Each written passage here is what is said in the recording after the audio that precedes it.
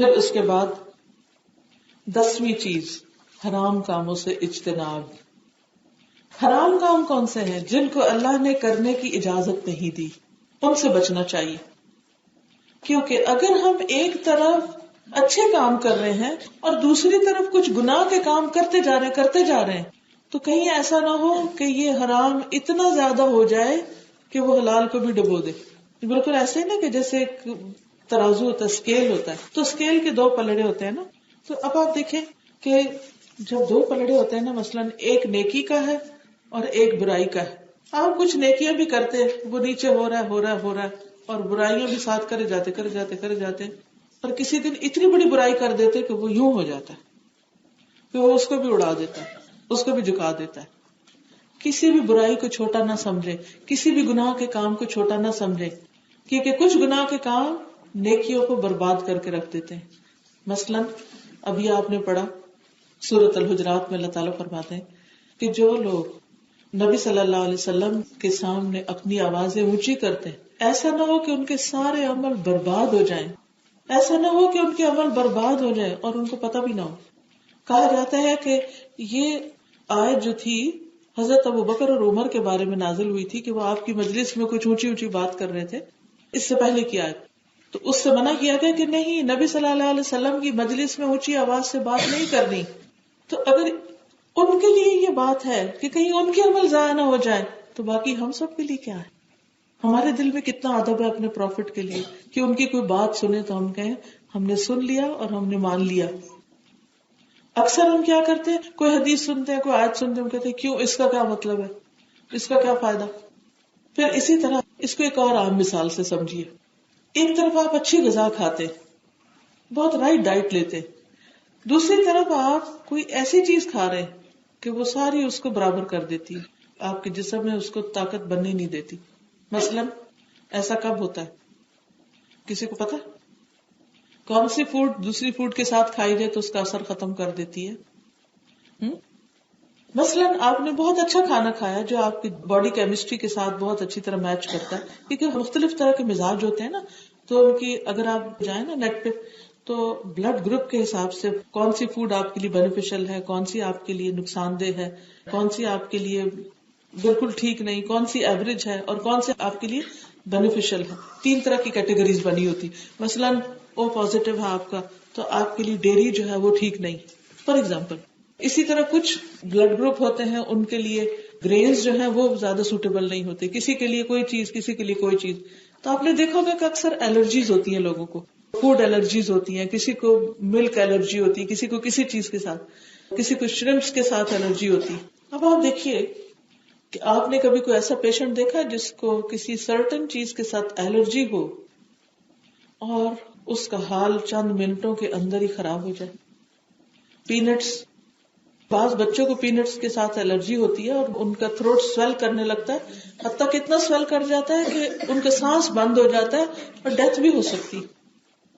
بعض لوگوں کو گارلک کے ساتھ ہوتی اور بعض لوگوں کو کسی خاص فروٹ کے ساتھ ہوتی ہے، میٹ میں سے کسی چیز کے ساتھ ہو سکتی ہے. میں نیو جرسی میں تھی کچھ سال پہلے، تو ایسے ہی کھانا تھا، سب خواتین آئی ہوئی تھی اور بہت مزے کے کھانے بنا کے تو سب لوگ بیٹھے ہوئے تھے، کھا رہے تھے. تو اتنے میں ایک خاتون کو تھوڑی کھانسی شروع ہوئی اور کرتے کرتے ان کا سانس رکنے لگ گیا اور فوراً ایمرجنسی میں ان کو لے کر گئے. پتہ چلا کہ ان کو شرمپس یا پرانس کے ساتھ الرجی تھی اور وہ فوڈ کے اندر تھے، انہیں پتہ نہیں چلا اور انہوں نے کھا لیا. وہ مجلس جو تھوڑی دیر پہلے اتنی خوشی کی مجلس تھی، اچانک سب سخت پریشان ہو گئے کہ اب پتہ نہیں ان کا کیا حال ہوتا ہے. کیا ہے، شرمپ بھی کھانے کی چیز ہے، ہزاروں لوگ کھاتے ہیں، ان کو تو کچھ نہیں ہوتا، لیکن جس کو الرجی ہے یا جس چیز سے الرجی ہے اس کے لیے وہ ہلاکت کی چیز ہے. اسی طرح اعمال میں بھی ہم 100 نیک عمل کریں، نماز، روزہ، حج، زکوٰۃ، صدقہ، خیرات، غریبوں کی مدد، سب کچھ، لیکن ایک گناہ ایسا کریں کہ جو ان سب کو نل اینڈ وائڈ کر دے، تو وہ چیز بچنے کی ہے. اس گناہ کو چھوڑنا پڑے گا، اگر وہ نہیں چھوڑا تو وہ سارے عمل برباد کر دے گا. اس لیے نیک عمل قبول ہونے کے لیے ایک شرط یہ ہے کہ انسان حرام کاموں کو چھوڑ دے، غلط کاموں کو چھوڑ دے. اب اس کی چھوٹی سی مثال میں آپ کو دوں گی ابھی کہ وہ کون سے ایسے کام ہیں، اور بہت سے ڈیٹیل قرآن مجید سے آپ کو پتہ چلے گی. وہ کون سے ایسے کام ہے کہ جن کے کرنے سے انسان کے باقی عمل بھی برباد ہو جاتے ہیں. ان میں سے سب سے بڑی بات ہے حرام رزق. حرام رزق، حرام رزق کا مطلب کیا ہے؟ دو طرح کا حرام ہوتا ہے. ایک حرام بالذات ہوتا ہے. حرام بالذات کیا ہے کہ مثلاً پورک. اب پورک از حرام. اگر کوئی پورک کھاتا ہے تو حرام کھاتا ہے، تو اس سے انسان کی عبادت قبول نہیں ہوتی، دعا قبول نہیں ہوتی. قرآن مجید میں اللہ تعالیٰ فرماتے ہیں یا ایھا الرسل کلوا من الطیبات واعملوا صالحا. اے رسولو پاکیزہ چیزوں میں سے کھاؤ اور نیک عمل کرو، یعنی پاکیزہ حلال چیزیں کھاؤ اور نیک عمل کرو. سورۃ البقرہ 172 میں فرمایا کلوا من طیبات ما رزقناکم واشکروا للہ ان کنتم ایاہ تعبدون.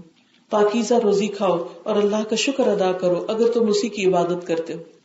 کیا کہا؟ اگر تم اسی کی عبادت کرتے ہو تو کیا کرو؟ پاکیزہ رزق کھاؤ. یہ شرط ہے عبادت کی کہ رزق پاک ہو. اسی طرح مثلاً اگر کوئی شخص نماز پڑھتا ہے لیکن ساتھ شراب بھی پیتا ہے تو اس کی نماز ضائع ہو جاتی ہے. اسی طرح کوئی شخص نمازیں پڑھتا ہے لیکن نجومی کے پاس جاتا ہے تو آپ کو معلوم ہے کیا سزا ہے اس کی؟ 40 دن کی نمازیں قبول نہیں ہوتی. اب آپ نمازیں پڑھ رہے، تہجد پڑھ رہے، ساتھ نجومی کے پاس جانا نہیں چھوڑ رہے، تو کیا ہو گیا؟ ساری نمازیں cross cross cross cross cross, آپ کی ہوئی محنت اور کوشش ضائع. اب آپ اچھا میں نماز ہی چھوڑ دیتی ہوں کیونکہ قبول نہیں ہوتی، اس لیے پڑھنے کا کیا فائدہ. تو نماز چھوڑنی چاہیے یا نجومی کے پاس جانا چھوڑنا چاہیے؟ نجومی کے پاس نہیں جانا چاہیے. یہ نہیں کہ 40 دن نماز ہی نہیں پڑھتے، نہیں، اس کا تو حساب ہوگا کیسے نہیں پڑھتے. اللہ نے عبادت کے لیے پیدا کیا ہے، آپ عبادت تو نہیں چھوڑ سکتے. جو چھوڑے ہوئے ہیں وہ اپنے آپ کو دھوکہ دے رہے ہیں کہ کچھ نہیں ہوتا. جو فرض ہوتا ہے، جو ڈیوٹی ہوتی ہے تو کرنی پڑتی ہے. مثلاً آپ کوئی ڈگری کر رہے ہیں اور اس میں کچھ سبجیکٹس آپ کے کمپلسری ہیں، میجر ہیں، اور کچھ آپ کے مائنر ہیں یا آپ کے آپشنل ہیں. تو اگر آپ نے آپشنل سبجیکٹ میں کوئی نہیں کیا تو کوئی بات نہیں، لیکن اگر آپ نے کمپلسری سبجیکٹس میں سے کوئی فیل کر دیا تو کیا آپ پاس ہوں گے؟ نہیں. اسی طرح اگر آپ نمازیں ہی نہیں پڑھتے تو پاس ہونے کے چانسز نہیں ہیں، کیونکہ وہ تو پہلا سوال ہے، فرسٹ اینڈ فور موسٹ چیز، اس کا تو حساب ہونا ہی ہونا ہے.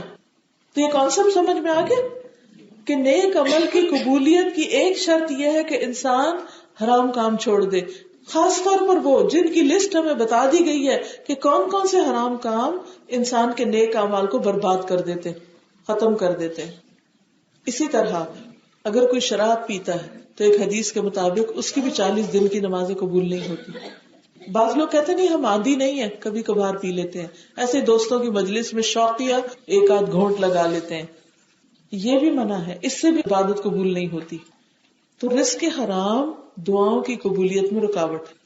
اچھا، اب بعض لوگ حرام چیز تو نہیں کھاتے، پورک سے بھی بچتے ہیں، اس کی بائی پروڈکٹ سے بھی بچتے ہیں، دیکھتے رہتے ہیں نمبر اور چیک کرتے رہتے ہیں اس میں حرام نہ ہو، اس میں حرام نہ ہو، لیکن ان کا پیسہ حلال نہیں ہوتا، پیسہ نہیں حلال کا. مثلاً کون سے بزنسز ایسے ہیں کہ جو کرنے سے یا کس طریقے سے جو آمدنی ہے وہ حرام کی ہوتی ہے؟ سود، ربا، انٹرسٹ، کہ آپ اپنے پیسے فکس اکاؤنٹ میں ڈپازٹ کرا دیتے ہیں اور اس کی آمدنی کھاتے رہتے ہیں، دس از حرام. لاٹری، ہر جگہ جہاں لاٹری کا نشان ملا ٹکٹ خرید لیا، کیا پتا ہماری نکل آئے. اگر وہ نکل آئی اور جو ملا وہ سب حرام کا، کیونکہ اللہ تعالیٰ نے واضح انداز میں اس کو ہمارے لیے ناجائز قرار دیا. اچھا، اور کون سا پیسہ حرام کا ہوتا ہے؟ شراب بیچنا، پورک بیچ کر اس سے پیسہ کمانا، یا پھر ڈرگس، نشے کی چیزیں، جھوٹ بول کر بینیفٹس لینا. آپ اچھے بھلے کام کر رہے ہیں اور کہیں کر بھی رہے ہیں چھپ کے، اور ساتھ آپ بینیفٹس لیے چلے جا رہے ہیں، یہ شو کر کے کہ ہم مجبور ہیں یا کوئی ڈسیبلٹی ہے، جھوٹی گواہی دلوا کے کوئی اس طرح کے فراڈ کر کے پیسے لینا، اور یہ کہنا اچھا یہ کون سے مسلم ہے ان کو دھوکہ دے دو. نو وے. کیا پروفٹ نے ایسے ہی کیا تھا؟ ہمارا دین تو ہمیں نہیں سکھاتا. حتیٰ کہ ہمارا دین تو ہمیں یہ سکھاتا ہے کہ جو تمہارے ساتھ خیانت کرے تم اس کے ساتھ بھی نہیں کر سکتے. کہاں یہ کہ ہم ان لوگوں کو ڈسیو کریں، چیٹ کریں، ان کو دھوکہ دیں جو ہمارے ساتھ بھلائی کرے. اسی طرح کام نہ کر کے تنخواہ لینا، کسی جگہ جاب کرنا لیکن وہاں کام کچھ نہ کرنا، یہ غلط کام کرنا، اور فراڈ کر کے اس کی تنخواہ لیتے رہنا. مثلاً بینیفٹس مل رہے ہیں، خود کسی اور ملک چلے جانا اور پیچھے سے نام نہیں کٹانا، جبکہ پتا ہو کہ لا ہمیں اجازت نہیں دیتا کہ ہم کہیں اور ہوں اور پھر بھی پیسے لیتے رہے. جی ایکسیڈنٹ کلیم کر کے، فائر کر کے کلیم کرتے ہیں، اور دھوکے سے، جھوٹ سے، فراڈ سے آمدنی بناتے ہیں. یہ حرام پیسے ہو جاتے ہیں. ان سے پھر عبادت نہیں قبول ہوتی. وہ صدقہ کریں تو صدقہ قبول نہیں، وہ اپنے لیے اوپر کھائیں تو اپنے جسم میں حرام لے جا رہے ہیں، دعائیں قبول نہیں، نماز قبول نہیں. اسی طرح چوری کا مال. بہت سے لوگ مورگیجز پہ گھر لیتے ہیں اور پھر وہ رینٹ پہ دے دیتے ہیں. جی، تو جو مورگیج کے گھر ہوتے ہیں وہ سارے انٹرسٹ بیسڈ ہوتے ہیں. پھر اسی طرح آپ دیکھیے کہ اس میں یتیم کا مال ہڑپ کر جانا. کسی کے ماں باپ فوت ہو گئے تو ان کا سامان پڑا، بچوں بیچاروں کو خبر ہی نہیں کہ ماں باپ کیا چھوڑ گئے. اب وہ بعد میں چیزیں کھول رہے ہیں، کہیں سے جیولری نکل رہی، وہ جلدی سے بیگ میں ڈالیں، کسی کو کیا پتا. قرآن مجید میں اللہ تعالیٰ فرماتے ہیں کہ جو لوگ یتیم کا مال کھاتے ہیں وہ اپنے پیٹوں میں آگ بھرتے ہیں. آگ قیامت کے دن اس کے شعلے بھڑک رہے ہوں گے، منہ سے، ناک سے، کان سے نکل رہے ہوں گے باہر. کتنا بڑا ظلم. کسی کی زمین ناحق ہتھیا لینا، جعلی پیپر بنوا کے اس کے اوپر اپنا قبضہ کر لینا، یہ ساری وہ چیزیں ہیں کہ جن سے آمدنی حرام ہو جاتی ہے. جب آمدنی حرام ہوتی ہے یا حرام کاموں سے جو کمائی ہوتی ہے تو وہ جس چیز میں بھی لگائیں گے اس میں برکت نہیں ہوگی، پریشانی ہی پریشانیاں آئیں گی اس میں کوئی خیر کا کام نہیں ہوگا. بظاہر اگر نظر بھی آئے تو اس کے اندر حقیقی خیر نہیں ہوگی. تو یہ چیز انسان کے عمل کو برباد کر دیتی ہے. حدیث میں آتا ہے رسول اللہ صلی اللہ علیہ وسلم نے ایک ایسے شخص کا تذکرہ کیا جو لمبا سفر کرتا ہے، بڑا گندا حال ہے، یعنی تھک گیا ہے اور اس کے بال بکھرے ہوئے ہیں. وہ دونوں ہاتھ بلند کر کے کہتا ہے یا رب، دعا کرنے لگتا ہے یا رب، اور یہ یا رب یا رب کی پکار بلند کر رہا ہے جبکہ اس کا کھانا حرام، اس کا پینا حرام، اس کا لباس حرام، اس کی پرورش حرام پر ہوئی. تو ایسے شخص کی دعا کہاں سے قبول ہوگی؟ یہ صحیح مسلم کی روایت ہے. تو اس لیے حد الوسع کوشش کر کے اپنے مال میں سے حرام کو آؤٹ کر دینا چاہیے اور جلد از جلد حلال کی کوشش کرنی چاہیے اور اللہ سے دعائیں کرنی چاہیے. اللہم اکفنی بحلالک عن حرامک واغننی بفضلک عمن سواک. اللہ مجھے حلال کے ساتھ کافی ہو جا اور حرام سے مجھے بے پرواہ کر دے، یعنی حرام کا میرے دل میں شوق بھی نہ رہے. اسی طرح اور بھی کئی کام ہوتے ہیں کہ جس میں گناہ جو ہیں وہ انسان کے عمل برباد کرتے. مثلا آپ نے سارا وضو اچھی طرح کیا، ہر چیز صحیح طریقے سے کی، لیکن نماز پڑھتے وقت اپنے اتنے سے بال ننگے چھوڑ دیے، کیا نماز ہوگی؟ نہیں. آپ کے بازو ننگے ہیں؟ نہیں. آپ کی ٹانگ ننگی ہے. آج کل جیسے ڈریسز بن رہے ہیں اس میں آپ دیکھیے کہ لوگ اتنے چاک اوپر تک کھول لیتے ہیں، نیچے پاجامہ پہن لیتے ہیں. جس وقت رکوع میں جاتے ہیں ٹانگ کیسے دکھتی ہے؟ چاہے آپ پتلے ہو چاہے آپ موٹے ہو، ڈزنٹ میٹر. جو کپڑا جسم کے ساتھ ٹائٹ ہوتا ہے، جیسے ٹائٹ جینز ہے، یہ ٹائٹ پجامے ہیں، یا کچھ بھی ٹائٹ ہے کہ جس سے آپ رکوع میں جا رہے ہیں اور وہ سب کچھ شیپ دکھ رہی ہے، نماز نہیں ہوتی. یہ عمل نماز کو ضائع کرنے والا ہے. اول تو یہ ہے کہ عورتوں کی مجلس میں بھی گھٹنے سے لے کے ناک تک کا حصہ بالکل نظر نہیں آنا چاہیے، اللہ کہ کوئی بیماری ہو، مجبوری ہو، کوئی ٹریٹمنٹ ہو، وہ اور بات ہے. ادروائز اچھے حال میں اس کو ایکسپوز نہیں کرنا چاہیے. مثلاً کوئی ایسا ڈریس سل گیا، آپ نے نہیں سلوایا تھا یا کسی نے آپ کو گفٹ دے دیا، اب پھینک بھی نہیں کہہ سکتے، پہننا پڑ رہا ہے، تو خصوصاً نماز میں اور باہر نکلتے وقت پوری طرح اپنے آپ کو چیک کر کے نکلے کہ کہیں سے دکھ تو نہیں رہے. نماز کے لیے ایک بڑی چادر بنا لیں جو سر سے پاؤں تک ہو اور اس کے اندر نماز پڑھیں. اسی طرح حجاب ہے. ایک مسلمان عورت مسلمان تب نظر آتی ہے جب وہ اپنے آپ کو حجاب میں رکھتی ہے. اب آپ ایک طرف عبادت کر رہے ہیں اور دوسری طرف گناہ کا کام کر رہے ہیں. ایک طرف آپ اچھی ڈائٹ لے رہے ہیں، دوسری طرف وہ چیز کر رہے ہیں کہ جس سے آپ کے دوسرے عمل کے اوپر بھی کراس لگ رہا ہے. اور کسی بھی گناہ کو معمولی نہیں سمجھنا چاہیے. اگر آپ کہیں کہ نہیں یہ کون سا بڑا گناہ ہے، چھوٹا گناہ ہے، چلیے ہے تو بڑا گناہ، لیکن اگر آپ چھوٹا بھی کہیں تو آپ کو معلوم ہے چھوٹے گناہوں کے بارے میں نبی صلی اللہ علیہ وسلم نے کیا فرمایا؟ اے عائشہ، چھوٹے گناہوں سے بچتی رہنا، کیونکہ وہ جمع ہو کر بہت بڑے گناہ بن جائیں گے اور انسان کو ڈبو دیں گے. اس کے لیے ایک چھوٹی سی مثال ہے جو آپ نے ہمیں دی، وہ یہ کہ ایک دفعہ آپ صلی اللہ علیہ وسلم کسی جنگل میں اترے تو آپ نے سب سے کہا کہ لکڑیاں چن لاؤ. تو ہر کوئی ایک لکڑی لایا، کوئی کچھ، اور پھر وہ سب جمع کر کے جب جلائی گئی تو اس میں پورا کھانا پک گیا. حالانکہ کیا تھا، ایک ایک چھوٹی لکڑی، لیکن وہ پورا کھانا پکانے کے لیے کافی ہو گئی. یہی حال چھوٹے گناہوں کا ہے. چھوٹے گناہ جمع ہوتے ہوتے ہر روز آپ ایک دفعہ بازار نکلے، 10 آدمیوں نے آپ کو دیکھا، ان کو دیکھ کے آپ کو ٹیمپٹیشن ہوئی، انہوں نے جو گناہ کیا وہ بھی آپ کے نامہ اعمال میں لکھا گیا، اور خود آپ نے بھی جو کیا کہ اپنے آپ کو اللہ کی نافرمانی کے ساتھ 2 گھنٹے باہر رکھا اور لوگ 2 گھنٹے آپ کو دیکھتے رہے، وہ سارا لکھا جا رہا ہے. وہ جب سارا اکٹھا ہو جائے گا، جمع ہو جائے گا، ایک طرف آپ کی نماز صدقے خیرات اور دوسری طرف وہ جو چھوٹے اسپاٹس آپ کے ایسے لگے، ایسا نہ ہو کہ وہ گراف اوپر چلا جائے، وہ ریڈ لائن اوپر نہ چلی جائے تو ہلاکت کا باعث نہ بن جائے. تو ایک بندہ مومن جو ہوتا ہے وہ ہر کام میں احتیاط کرتا ہے کہ یہ زندگی بہت تھوڑی ہے، مجھے ہمیشہ تو کہیں اور رہنا ہے، وہ میں نہیں قربان کر سکتی. یہاں اگر کوئی چیز چھوٹ بھی جائے تو ڈزنٹ میٹر.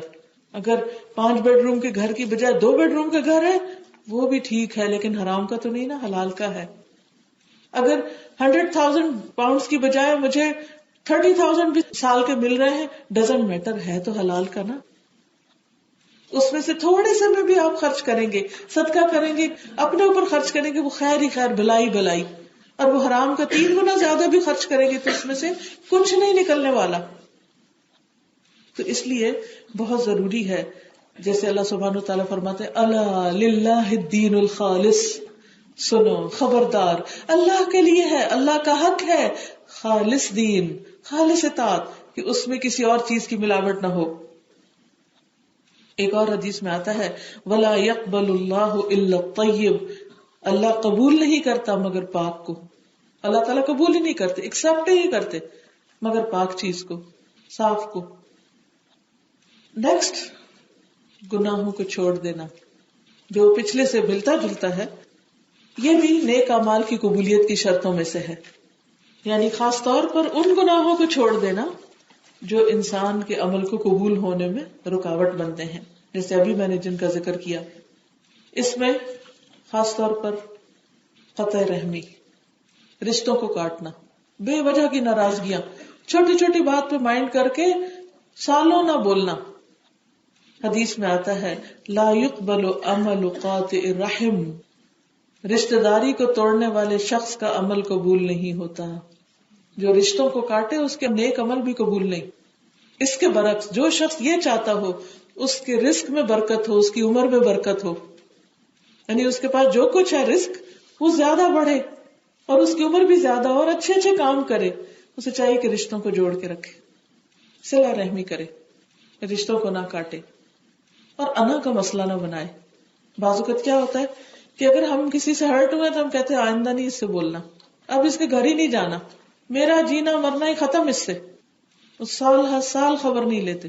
بعض اوقات شوہر بیوی کے درمیان ناراضگی ہوتی ہے تو بچوں کو نہیں ملنے دیتے.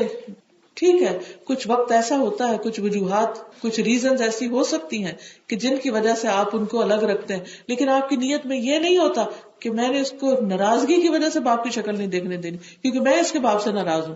نہیں، یہ وجہ نہیں. یہ ہو سکتا ہے کہ اس کا بیڈ انفلوئنس نہ ہو، اس وجہ سے آپ نے بچا کے رکھا ہوا تو وہ ایک اور نیت ہے. لیکن اگر آپ کو یہ ڈر نہیں ہے، صرف یہ تھا کہ آپ کے پرسنل اختلافات ہیں اور آپ کہتے ہیں بچے میرے ہی بن جائیں اور میں ان کو شکل نہ دیکھنے دوں دوسرے رشتے دار کی، تو یہ غلط ہے. کیونکہ بچوں کا حق ہے نا، ان کا خون کا رشتہ ہے، وہ ان کا باپ ہے. اللہ یہ کہ وہ ایسے حرام کام کرے، غلط کام کرے کہ جس میں آپ کے بچوں کی آخرت کی فکر ہو، اس صورت میں آپ ان کو الگ کر سکتے ہیں. تو اس لیے بہت ضروری ہے کہ ہم سب حرام کاموں کو، گناہوں کے کاموں کو چھوڑ دیں. پھر اسی طرح کچھ اور کام بھی ہیں کہ جو انسان کے لیے نیک عمل میں رکاوٹ بنتے ہیں. اس میں خاص طور پر کسی مجرم کو پناہ دینا.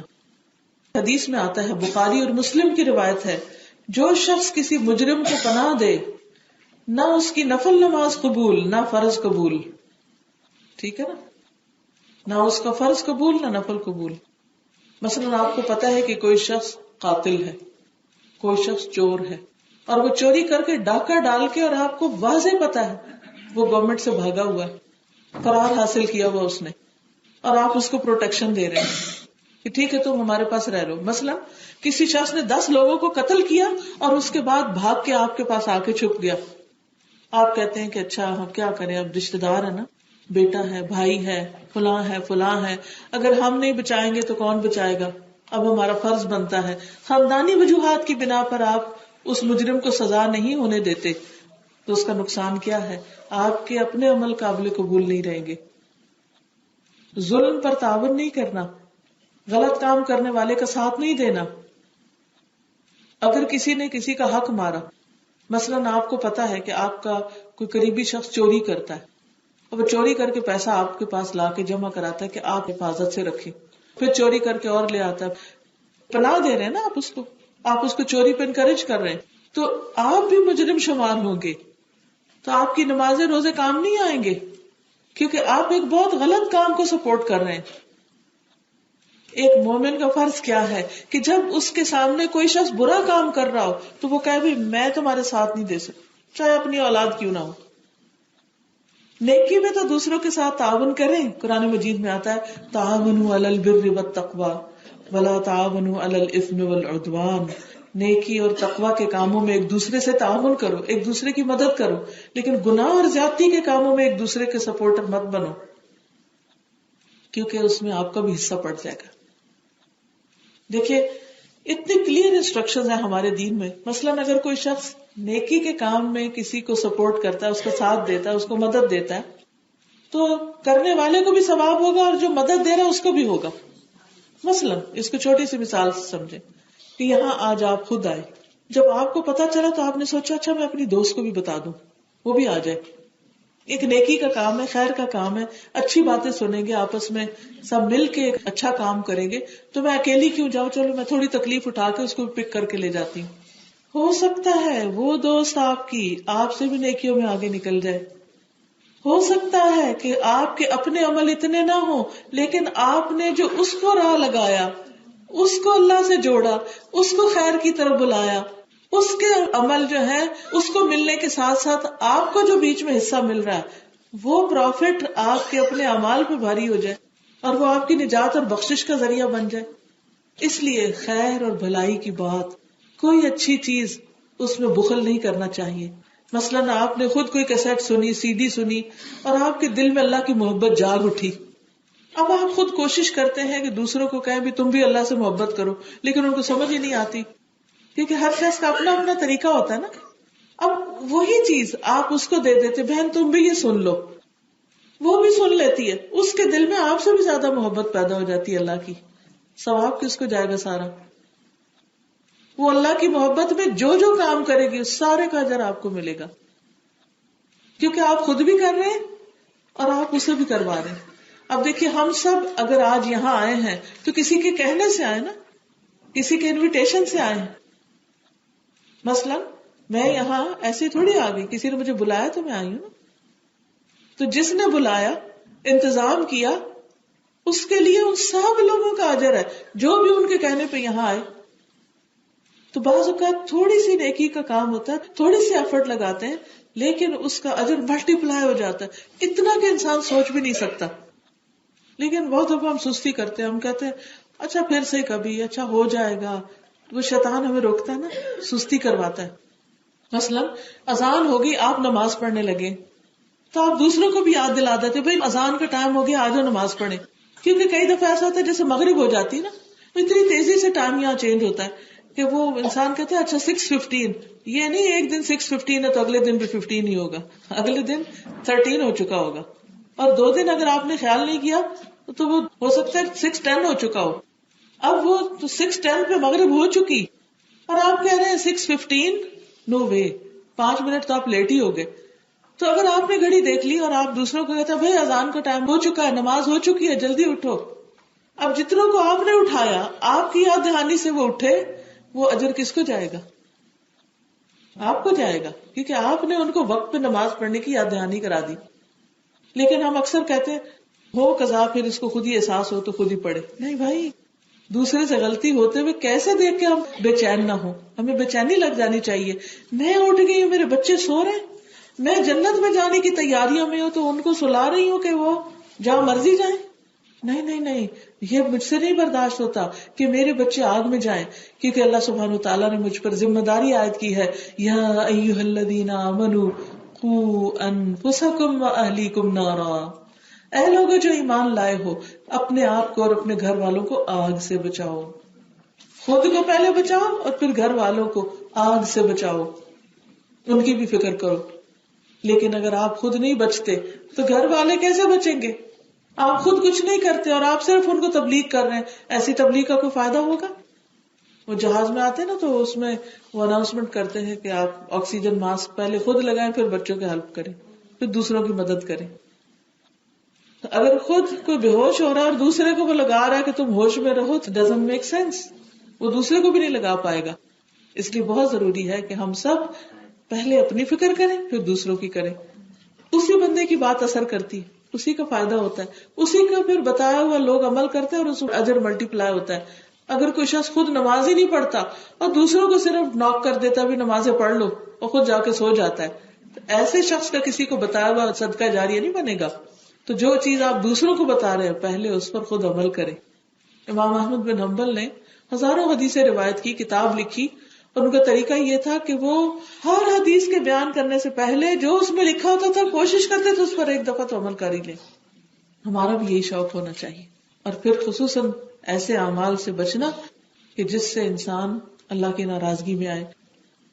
پھر آپ دیکھیں ایک اور چیز جس کے کرنے سے انسان کے اعمال برباد ہوتے ہیں، وہ شخص جو کسی قوم کی امامت کرائے، حالانکہ قوم ناپسند کرے، ان کو وہ امام پسند ہی نہیں، تو اس کی بھی نماز قبول نہیں، کہ وہ زبردستی دوسروں کے سر پہ مسلط ہے۔ اسی طرح وہ عورت جو رات اس حالت میں گزارے کہ اس کا شوہر اس سے ناراض ہو، وہ اس کی بات ہی نہیں مانتی، وہ کہتی میں جاب پہ جاتی ہوں، میں تھکی ہوئی ہوں، مجھے نہیں پرواہ کہ تم کیا کہتے ہو اور کیوں کہتے ہو، بس میری مرضی۔ نہیں، اللہ نے شوہر کا حق رکھا ہے اور وہ حق دینا ہمارے فرائض میں شامل ہے۔ اگر کوئی عورت دن بھر تبلیغ کر رہی ہے، درس دے رہی ہے اور بڑے بڑے نیکی کے کام کر رہی ہے اور شوہر اس کا ناراض ہے، تو کیا فائدہ؟ پہلے اپنا گھر ٹھیک کرے پھر اس کے بعد باہر نکلے۔ تو اس لیے ان چیزوں کا بھی لحاظ رکھنا ضروری ہے۔ اگر آپ سمجھتے ہیں کہ آپ سے اعتدال نہیں ہو رہا تو آپ دونوں میں بیلنس کریں، کچھ ادھر سے کام کریں کچھ ادھر سے کریں، اور ایک بہترین رستہ اختیار کریں۔ بچے آپ کے بھوکے ہیں، وہ دین کو برا بھلا کہہ رہے ہیں، اور آپ کو ایک ہی جنون ہے کہ بس میں صرف دین کا کام کروں، چاہے بچے جو مرضی کریں، وہ بگڑ رہے ہیں، وہ گھر سے بھاگ رہے ہیں، وہ کچھ کر رہے ہیں، اور آپ اپنا سپارہ لے کے پڑھ رہے ہیں۔ نہیں، آپ کو یاد ہے کہ بنی اسرائیل کا وہ شخص جو صرف خود عبادت کر رہا تھا اور اتنا پرہیزگار تھا، کبھی کوئی گناہ نہیں کیا، اور پوری قوم بگڑ گئی تھی کیونکہ اس نے کبھی کسی کو منع نہیں کیا۔ تو جب اللہ تعالیٰ نے عذاب کے فرشتے بھیجے تو کیا حکم دیا؟ یہاں سے عذاب شروع کرو۔ وہ فرشتے گئے تو کہا کہ اللہ وہ تو بڑا عبادت گزار ہے، بڑا نیک ہے، اور میں کہ وہ صرف خود نیک ہے، دوسروں کو نیکی کا حکم نہیں دیتا، دوسروں کی فکر نہیں کرتا۔ تو ہمارے دین میں حقوق اللہ اور حقوق العباد دونوں ایک دوسرے کے ساتھ ملے ہوئے ہیں، ایک طرف اللہ کا حق ہے، دوسری طرف بندوں کا حق ہے۔ پھر اسی طرح دو بھائی جو آپس میں لڑے ہوئے ہوں، اگر ان کی بول چال بند ہے، اس حال میں ان میں سے کوئی فوت ہو گیا، وہ جنت میں نہیں جا سکے گا۔ اپنے دل سے لوگوں کی ناراضگیاں دور کر دیں، ان کو معاف کر دیں، کیونکہ اللہ تعالیٰ معاف کرنے والوں کو پسند کرتا ہے۔ جو لوگ آپ سے ناراض ہیں یا آپ ان سے ناراض ہیں، ان کو منا لیں۔ آپ ہو سکتا ہے سوچیں کہ ہم تو کہتے وہ نہیں مانتے، تو ٹھیک ہے، آپ کا فرض پورا ہو گیا۔ جس نے پہل کر لی منانے میں، سارا اجر وہ لے گیا۔ لیکن اگر نہیں منایا اور اسی طرح دنیا سے چلے گئے تو معاملہ بہت خراب ہو جائے گا۔ ہمیں آخرت کی فکر کرنی ہے۔ ہمیں یہ نیک عمل کیوں کرنے؟ کیونکہ یہ آخرت کی کنجی ہے، آخرت کی کرنسی یہی ہے۔ اگر ہم دنیا سے بڑے سے بڑا مال و دولت بھی لے گئے، وہاں نہیں فائدہ دے گا، مگر وہ جو اللہ کے راستے میں دیا، وہ جو حلال طریقے سے کمایا اور حلال جگہ پر لگایا۔ کیونکہ بعض اوقات ہم مال حلال تو کما لیتے ہیں لیکن خرچ حرام جگہوں پہ کرنا شروع کر دیتے، اس کی پرواہ نہیں کرتے، معلوم ہی نہیں کرتے، کوشش ہی نہیں کرتے۔ تو اس کا بھی ہمیں خیال رکھنا ہے۔ تو عزیز بہنوں، آج کی اس گفتگو کے اختتام پر میں پھر اپنے آپ کو اور آپ سب کو یاد دہانی کراتی ہوں کہ اگر ہم واقعی اپنے انجام اور ہمیشہ کے انجام کے بارے میں سنجیدہ ہیں تو ہمارے لیے بہت ضروری ہے کہ ہم معلوم کریں کہ کون سی چیزیں ہمیں فائدہ دینے والی ہیں اور کون سی چیزیں ہمارے لیے نقصان دہ ہیں۔ ہو سکتا ہے کچھ باتیں ایسی ہوں کہ جو آپ کی سمجھ میں نہ بھی آئی ہوں تو آپ مزید ان کو سمجھنے کی کوشش کریں. اور اللہ تعالیٰ کا کوئی بھی حکم حکمت سے خالی نہیں، اس میں ہمارے لیے فائدہ ہی فائدہ ہے. اس لیے بہت ضروری ہے کہ ہم اللہ تعالیٰ کو راضی کریں اور اللہ سبحانہ و تعالیٰ کی رضا کے لیے کوشش کریں. کوئی بھی کام اس وقت بہتر ہو سکتا ہے کہ جب ہم اللہ اور اس کے رسول صلی اللہ علیہ وسلم کے بتائے ہوئے طریقے کے مطابق کرنے کی کوشش کرتے ہیں. وہ طریقہ کیا ہے اس کو جاننے کی ضرورت ہے، اس کو سیکھنے کی ضرورت ہے، اس کے لیے ہمیں علم حاصل کرنے کی ضرورت ہے. آپ اپنی دنیا کے کام کریں کیونکہ دنیا میں رہنا ہے، اس کے بغیر گزارا نہیں. کھانا پکانا ہے، کپڑے دھونے ہیں، گھر صاف کرنا ہے، بچے پالنے ہیں، شوہر کا خیال کرنا ہے، بچوں کا کرنا ہے، نیبرز کا بھی کرنا ہے. لیکن ان سب چیزوں کے لیے موٹیویشن چاہیے، ان سب چیزوں کو صحیح طور پہ کرنے کے لیے ڈائریکشن چاہیے، ان سب چیزوں کے کرنے کے لیے ہمت اور طاقت چاہیے. وہ ہمیں ملتی ہے سورس آف انرجی سے، یعنی قرآن سے. اپنے آپ کو قرآن مجید سے جوڑ لیں، اس کے معنی کو جانے، اس کی تفسیر جانے، اس پر عمل کرے. آپ دیکھیں گے کہ دل کی دنیا بدل گئی تو ہر کام آسان ہو جائے گا. جب دل میں اللہ کی محبت آ جائے گی، اللہ سے ملاقات کا شوق آ جائے گا تو پھر کچھ بھی مشکل نہیں رہے گا. آپ کی سہولت کے لیے آپ کی ایسی بہنیں موجود ہیں کہ جو آپ کے لیے اپنا دن رات لگائے ہوئے ہیں، اپنا مال وقت جان ہر چیز لگائے ہوئے آپ کے لیے کوشش کرتے ہیں. تو آپ کو یہ چھوٹا سا کاغذ ملا ہوگا جس پر لیڈز میں اور کچھ دوسرے شہروں میں کلاسز کے ایڈریسز لکھے ہوئے. آپ یہ دیکھ لیجیے آپ کے گھر کے قریب کون سی کلاس ہے اور کون سا دن آپ کو سوٹ کرتا ہے. کانٹیکٹ نمبر نیچے دیے ہوئے، آپ فون کر کے معلوم کر سکتے ہیں. مثلا لندن میں، مانچسٹر میں، بریڈ فورڈ میں، لیڈز میں اور مڈل برا میں، ہڈرس فیلڈ، بیک فیلڈ، راش ڈیل، ان ساری جگہوں پر قرآن مجید کی کلاسز ہو رہی ہیں. آپ جس جگہ رہتے ہیں جو آپ کو کنوینئنٹ ہے وہاں آپ فون کر کے ایڈریس معلوم کر لیں اور وہاں پہنچ جائیں. پھر یہ کہ کچھ ڈفرینٹ ڈیز پر ہوتی ہیں، ڈفرینٹ ٹائمنگز پر ہوتی ہے، اس کا بھی آپ معلوم کر لیں کون سی کلاس کس دن کس ٹائم پر ہوتی ہے. ہو سکتا ہے آپ کو اپنے ایریا کی کلاس کا دن سوٹ نہ کرتا ہو تو آپ دوسرے ایریا کے دن کو معلوم کر کے کہ وہاں کس دن ہے. تو انشاءاللہ اگر آپ اپنی اور پیاری پیاری بہنوں کے ساتھ مل کے پڑھیں گے تو آپ کے لیے آسانی بھی ہو جائے گی. آپ کچھ کہنا چاہیں تو آپ بھی کہہ سکتی ہیں.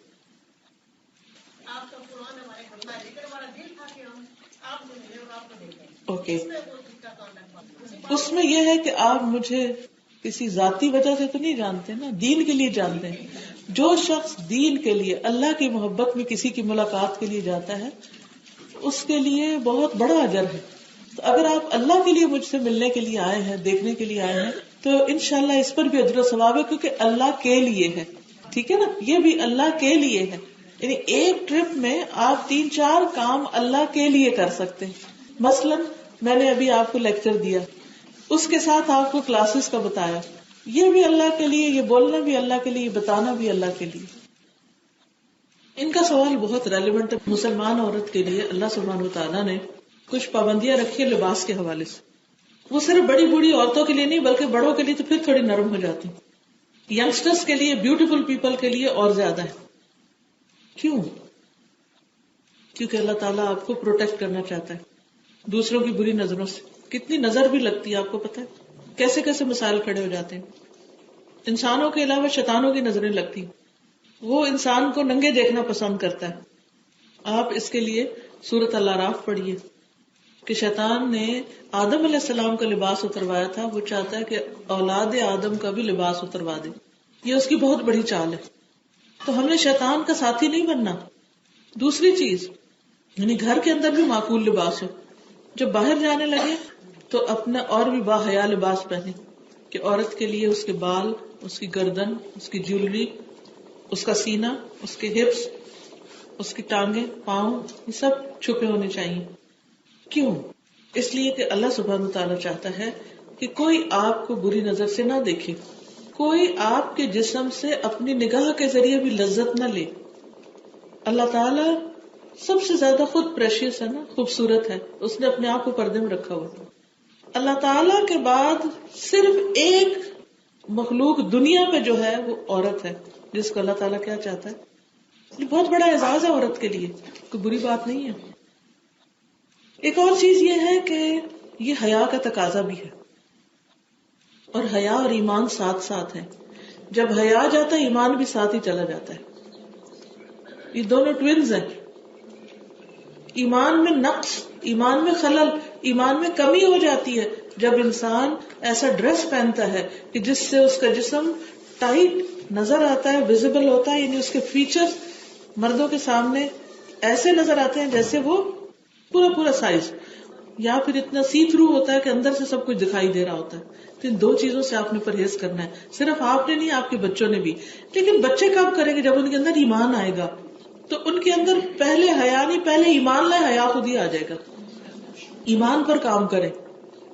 ایمان پر کام کرنے کے لیے دو چیزیں فائدہ دیتی ہیں، کائنات میں غور و فکر، قرآن میں غور و فکر. صرف خود نہیں، اپنی بچیوں کے لیے بھی قرآن کی انڈرسٹینڈنگ کا طریقہ سوچیے. مجھے بہن بتا رہی تھی مڈل برا میں وہ بچیوں کی انگلش میں کلاسز لیتی. آپ لوگ بھی کر سکتے، مل جل کے ایسے حلقے بنا سکتے. ہفتے میں ایک دفعہ. شروع میں دل نہیں مانے گا، طبیعت پہ بہت بھاری ہوگا، آہستہ آہستہ دل مانے گا.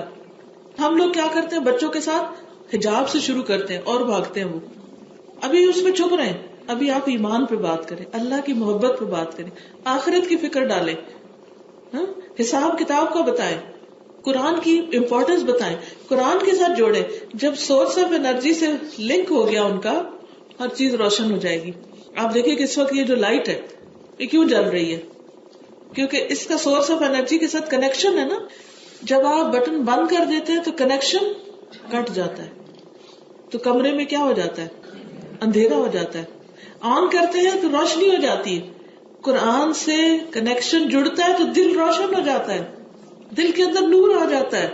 اس نور میں چیزیں بالکل نظر آنے لگتی، کیا کالا ہے، کیا سفید ہے، کیا جائز ہے، کیا ناجائز ہے، کیا حلال ہے، کیا حرام ہے. ٹھیک ہے نا؟ لیکن اگر ہم قرآن نہیں پڑھتے، ہمارا کنیکشن ٹوٹا ہوا ہے قرآن سے، تو کیا ہوگا؟ دل میں روشنی، اندھیرا. جب اندھیرا ہوگا تو پتہ نہیں چلے گا کیا صحیح ہے کیا غلط ہے. جب آپ کے کمرے میں لائٹ آف ہوتی ہے، آپ واش روم جاتے ہوئے لائٹ آن کرتے ہیں؟ کیوں کرتے ہیں؟ روز جاتے ہیں نا، اندازے سے چلے جائیں نا. گھر سے باہر نکلتے ہیں، یہاں آنے کے لیے نقشہ دیکھا تھا؟ بھئی اندازے سے ہی چلے جاتے ہیں. دین کے معاملے میں اندازے سے ہی کام کر رہے ہیں. یہ بھی ٹھیک ہوگا، وہ بھی ٹھیک ہوگا. نہیں بھائی، یہ بھی اور وہ بھی نہیں، ایک ہی چیز ٹھیک ہے. وہ کون سی ہے ٹھیک، اس کو تلاش کریں. اس تلاش کے لیے روشنی چاہیے، روشنی کے لیے سورس آف انرجی سے کنیکشن چاہیے. وہ کنیکشن بحال کر لیں. تھوڑا تھوڑا تھوڑا کر کے انشاءاللہ آپ کو بہت کچھ پتا چلے گا. اور سب سے بڑی بات، صرف پتا چلنا نہیں، موٹیویشن ملے گی. ایک سنی ڈے اور ایک کلاؤڈی ڈے میں فرق ہوتا ہے. سنی ڈے میں کیسا دل ہوتا ہے آپ کا؟ روشن. کام کو زیادہ دل چاہتا ہے. How do you feel? Active. ایک عجیب سی چیز ہوتی ہے نا. اور every day clouds clouds clouds clouds, بارش بارش بارش. اگرچہ بارش کے بھی فائدے، لیکن ایک تھوڑی دیر تو اچھی لگتی ہے، مگر زیادہ اگر بارش رہے اور کبھی کبھار سورج نکلے تو لوگ ڈپریشن میں مبتلا ہو جاتے ہیں.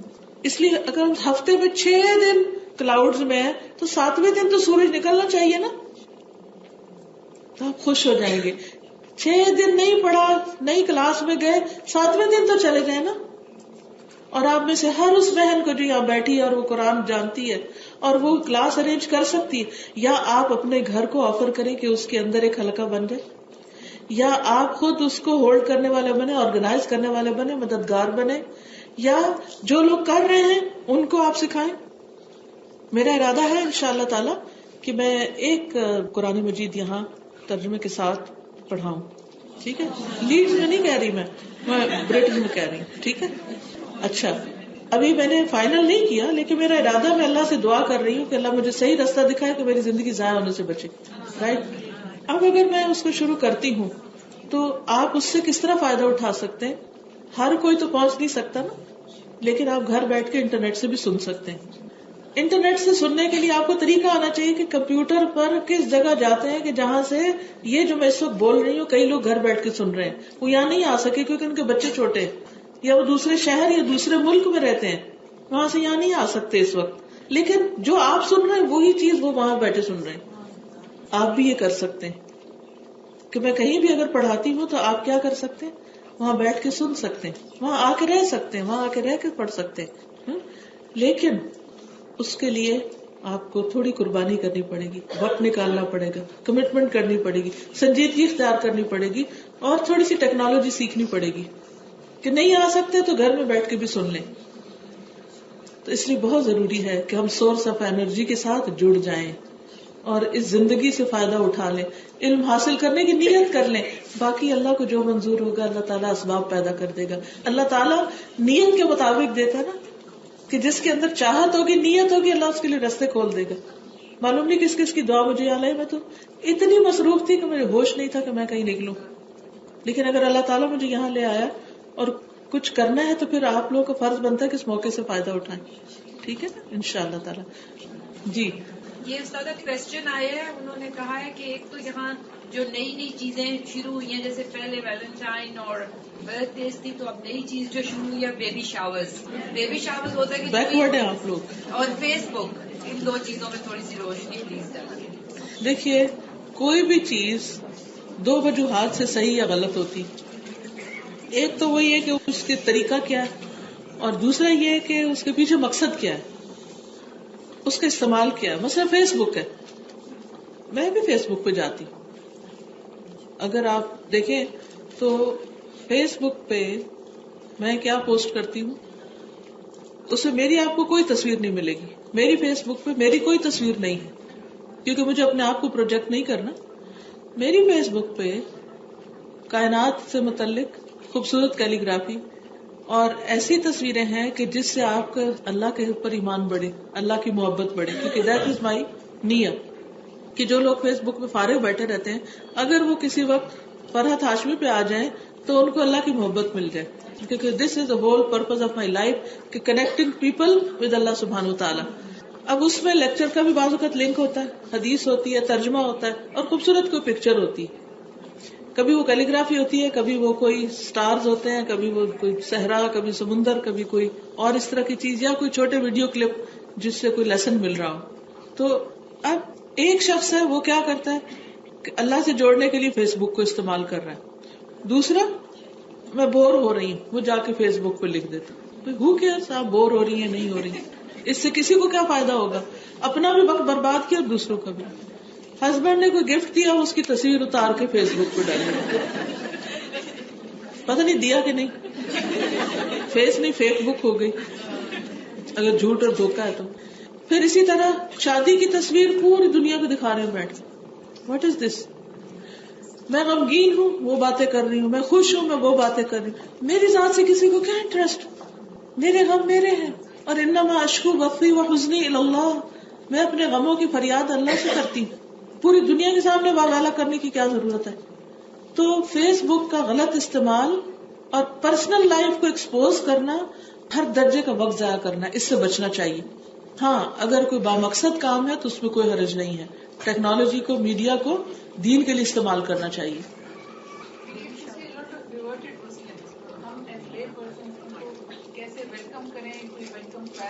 سب سے پہلے ان کے حالات جانیں کہ ان کو کیا چاہیے, پھر اس کے مطابق ان کی ہیلپ کریں. ٹھیک ہے نا, ایز پر نیڈ, سچویشنل. دوسری چیز, کسی نے بیبی شاور کہا تھا. بیبی شاور چونکہ میں نے کبھی حصہ نہیں لیا, اس میں مجھے پتا نہیں ہے, لیکن میں نے سنا ہے کہ بچہ پیدا ہونے سے پہلے جو بچے کی ضرورت کی چیزیں ہوتی ہیں وہ سارے دوست احباب مل کے وہ گفٹ کر دیتے ہیں. تو اس طرح وہ خاندان کے اوپر سے بوجھ ہٹ جاتا ہے. اگر اس کے علاوہ کچھ ہوا ہے تو مجھے آپ بتا دیں کہ کیا ہے. یہی ہوتا ہے, یہ سارے مل کے کچھ گفٹ دے دیتے ہیں. یہ بچے سے پیدا ہونے کے بعد کریں, کیونکہ ابھی تو نہیں پتا اس کا کیا پیدا ہوگا اور زندہ بھی ہوگا کہ نہیں ہوگا, اور اس کو رسم نہیں بنائے اور اس کو دکھاوا نہیں کرے. لیکن اس میں کوئی حرج نہیں ہے, نام اس کو کچھ بھی دے دیں, شاور نہ دیں, کچھ اور دے دیں, اس میں حرج کوئی نہیں ہے.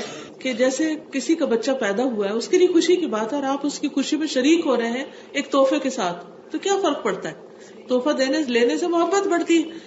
اب اس میں اگر واقعی بچے کے کام آنے والی چیز ہے پھر تو ویل اینڈ گڈ. لیکن اگر آپ جو اٹھ پٹانگ چیز, سستی وستی, جو کبھی اپنے بچے کو نہ پہنایا, وہ جا کے اس کے سر پہ دے دے, اور وہ مصیبت کو مارا, نہ الماری میں رکھنے کی جگہ نہ کہیں اور, وہ ان کو اٹھائے پھرے کسی کا کباڑ کھانا, تو یہ بہت زیادتی کی بات ہے. تو اس صورت میں مقصد دیکھیں. مثلا شادیوں میں مجھے یاد ہے کہ ہمارے خاندان میں جب کسی کی شادی ہو تو جو ماموں چچا خالہ ماسی سارے مل جل کے ایک کہتا ہے اچھا میں یہ کروں گا میں وہ کروں گا, اور ایک نئے جوڑے کا گھر بن جاتا ہے.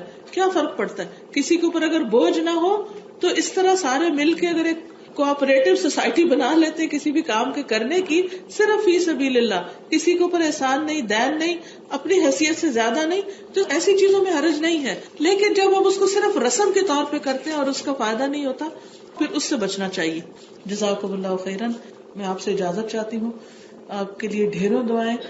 سبحانک اللہم و بحمدک, اشہد ان لا الہ الا انت, استغفرک و اتوب الیک. السلام علیکم و رحمۃ اللہ وبرکاتہ.